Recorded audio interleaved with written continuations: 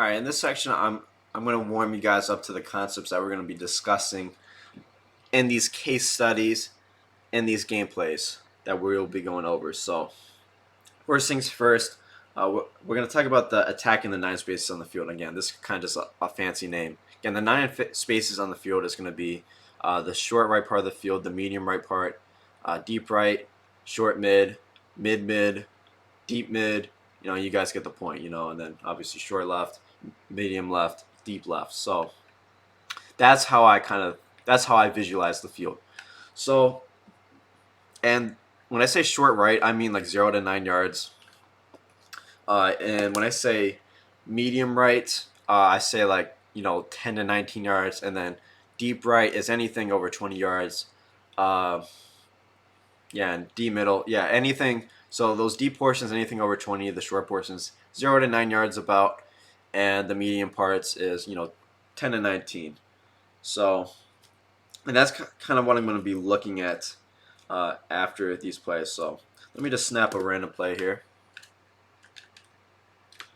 So as soon as this play is over, I'm collecting information here. I'm seeing what the outside cornerback was in and what the strong safety was in. Again, this is what you should be quickly glancing at the start of the play. Just seeing what the outside cornerback is doing and what the strong safety is doing. So from this information right here, just from quickly glancing at the outside corner and the strong safety post snap, it's going to be some sort of cover 3 because we see this outside corner, he's drifting back, and we see the safety is in like some sort of flat zone. Looks like a purple. So that's what I'm going to be kind of using to decide my next play calls. So again, we see kind of a cover 3 look on that side of the field. So, and as we talked about in the problem solving model, it's all about, when I say visualization of the defensive play art, again, it's basically those are our post snap reads of the safety and the outside corner, because specifically the safety and the outside corner, because those are the two main components of what's going to tell us our base coverages. So again, we know that cover 2, the outside cornerback's going to be in a cloud, and in cover 2 as well, we know that we're going to have deep halves. And something like cover 4, we know that the outside corner and the strong safety is going to be in a outside quarter, inside quarter. And cover 3, it's going to be one of the safeties is going to be dropping towards the sideline in like a purple or a flat. The outside corner is going to be in an outside third. So, and the reason I don't look as much at these outside linebackers is it can kind of vary in what the coverage is depending on, because if there's a purple here, you can, or I mean, if there's a hook zone here, this can be, cover 2, cover 3, cover 4. That doesn't really tell us too much. This outside linebacker won't tell us too much. So again, the main people we want to be looking at is, again, these outside corners and the strong safeties, because they're going to tell kind of half the story here, and you'll get to the full story in a second here. So again, I always kind of recommend to people, if someone's really giving up, a certain side of the field, keep looking at that half. But if someone's mixing it up and they're dedicating a lot of resources to the right sideline, again, I kind of like the flip sidelines, just so I can kind of get the full story of what the defense is doing. So again, you don't want to have your eyes, looking at the whole field. You're just, if they blitz you, you're just going to get confused. You're going to get sacked. So again, you should really be focusing to start your playoff on one half of the field and what the safeties and corners are doing on one half of the field here. So again here, so as soon as this play is over, try to kind of look at what was the safety in, what was the outside corner in, and again, that's how we determine our upcoming plays. So again, if we see something like this, we can say, oh shit, okay, it's it's cover 3. I know that versus cover 3, I got to be attacking the sidelines. And if you guys haven't already, make sure you look into the route combo development guide. That will be really helpful for this course. That's basically kind of the prerequisite to this course, is the route combo development, as we talk a lot about how to attack certain coverages, as well as the beginner's manual. So Uh, but now after you kind of see that, okay, it's cover three.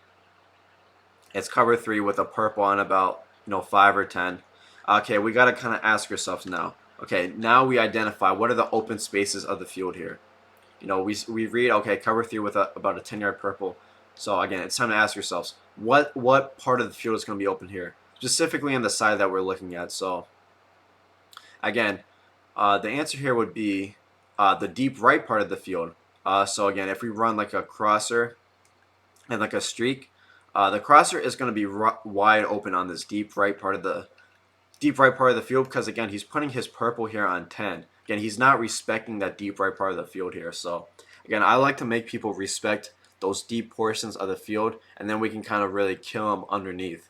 So again, if I saw somebody just putting their outside deep blue and the purple at 10, again, I'm looking to attack that deep right part of the field here. And then it's always good to kind of mix up which sideline you're looking at here. So again, because you want to get that full story. Again, we only get kind of half the story from looking at one half of the field. So mix it up. Maybe on the next play, first play you looked on the right half of the field, okay, and you read that, okay, it's cover three with a 10-yard purple, right? And try to be specific. See where the purple, at what depth of the field they're guarding, because that's when you're gonna know, okay, I gotta attack the deep right part of the field at 20 yards because he has his purple guarding at 10. And again, if you guys do not have the raw common development course, again, this would be essential to really understanding everything in this course. So now we're gonna look at this left part of the field, the left half of the field here. So again, at the snap of the ball, again, a quick glance at the outside corner of the strong safety or the free safety, and again, we're gonna see it's an outside. We're gonna see it's an outside third, and the safety the free safety was in like an inside third or inside quarter. So again, this is why we look at both halves of the field. So again, because if we're only looking at or only working one half of the field here, say we're only working this left half of the field, again, it might be kind of hard to tell here if this is cover three or cover four because again, this free safety kind of looks like it could be an inside quarter or an inside quarter or an inside third. Again, it's pretty hard to tell by looking at only this half of the field here. So again, on this play, we can tell that it's either really cover three or cover four because again, you have that outside quarter running deep, so it's obviously not cover two. And again, then you have this flat dropping here. So again, it's either a cover three or a cover four type of shell right here. So that's where it would be beneficial to kind of check the right half of the field here. And again, this was the same defense on the first and second play that I ran here. So again, from the right half of the field, that's how we would kind of complete the story and know that it was a cover three. Again, unless he just changes coverage from cover three to cover four. But again, by going to the right half of the field first and seeing that safety drop with the outside third, again, it kind of leads us to believe that's cover three. Again, and looking at only the left half, it's hard to tell if it's cover three or cover four. But again, if this guy ran the same defense, or if this was the same defense from the first play, again, we would know that it's cover three, not cover four, because again, when we check the other side of the field, again, we saw that safety dropping, which is again a tell for cover three. So again, then the last step and kind of a problem-solving model. So again, first thing is always the visualization of the defensive player. So pre-snap or as soon as the ball is snapped, again, quick glance at the outside corner and the free safety. Again, we ask ourselves, okay, kind of, what's the coverage here? Again, take a snapshot of the defense here in your head. Try to visualize the player in your head. And then once you kind of visualize that player in your head, take that picture.